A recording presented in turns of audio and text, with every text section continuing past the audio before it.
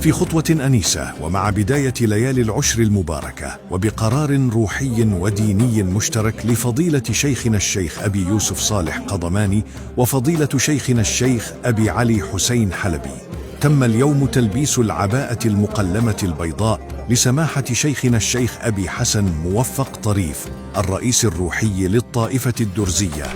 تقديرا لما قمت به من الاهتمام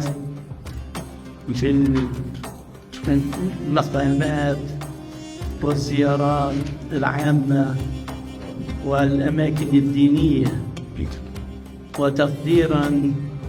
لما بذلته من أجل دروز لبنان ودروز سوريا، صار استكسان ترقيتك لمنزلة دينية، وهي أن تلبس العباءة البيضاء المقلمة، ونأمل كل الأمل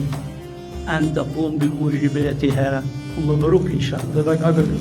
يعني خطوة مباركة سعيدة، فرض هنا يقال بالسجين أو أكثر كذا كذا كذا إخوتنا اللبنانيين كذا كذا، لكن الظروف كان لها يعني مفروضة.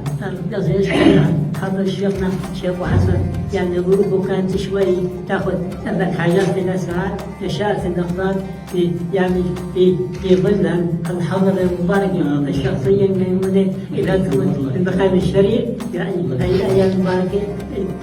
وقد أتى هذا الحدث مع حضور المشايخ الأعيان المذكورين إلى مقام سيدنا الخضر عليه السلام في كفر ياسيف، حيث أعلموه بقرارهم الذي اتخذ نظراً لمكانة سماحته الدينية والروحية وتقديراً لإخلاصه وعمله من أجل خدمة الطائفة والذب عنها،